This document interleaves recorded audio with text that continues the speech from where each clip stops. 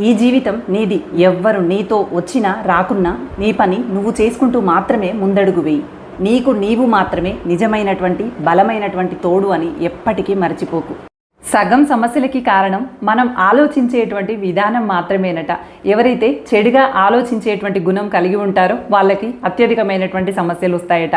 మనమందరము మంచిని ఆలోచించేటువంటి గుణాన్ని మాత్రమే కలిగి ఉందాం. తేనెటీగ ఎంత కఠినమైనటువంటి స్వభావం కలిగి ఉన్నా అది అందించే తేనె మాత్రం తీయగానే ఉంటుంది. సూర్యుడు ఎంత భగభగలాడినా చివరికి సృష్టికి వెలుతురును ఇస్తూనే ఉంటాడు. ఉరుములు మెరుపులతో గడగడలాడించినటువంటి మేఘం సైతం చివరికి చల్లని చిరుజల్లులతో ప్రాణకోటికి ప్రాణం పోస్తుంది. అలాగే కుటుంబం పట్ల బాధ్యత కలిగినటువంటి మన ఇంటి పెద్ద కూడా మన పట్ల కోపం ప్రదర్శించినా, మనల్ని తిట్టినా, మనకి నీతి చెప్పినా కష్టంగానే అనిపిస్తాయి.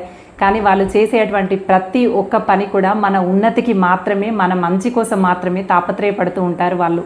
అందుకని ఎప్పుడు వాళ్ళ మాటకి సరైనటువంటి ప్రాధాన్యతని, గౌరవాన్ని ఇవ్వండి. చివరికి మీరే లబ్ధి పొందుతారు. జీవితం అంటేనే కష్ట సుఖాల సమ్మేళనం.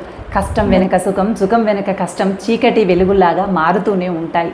అయితే జీవితంలో వచ్చేటువంటి ప్రతి కష్టాన్ని ఒక సవాలుగా భావించు. జీవితం ఎప్పుడూ సవాళ్ళని విసురుతూనే ఉంటుంది. ఎవరైతే ఆ సవాళ్ళని ఎదుర్కొని ధైర్యంగా నిలబడతారో వాళ్ళు మాత్రమే విజేతగా నిలుస్తారు. అందుకని జీవితం విసిరేటువంటి సవాళ్ళకి భయపడి ఎక్కడా తలొగ్గకు. ధైర్యంగా ముందడుగు వేయి. అందరికీ ఆదర్శవంతమైనటువంటి వ్యక్తిగా తప్పకుండా ఎదిగి తీరుతావు.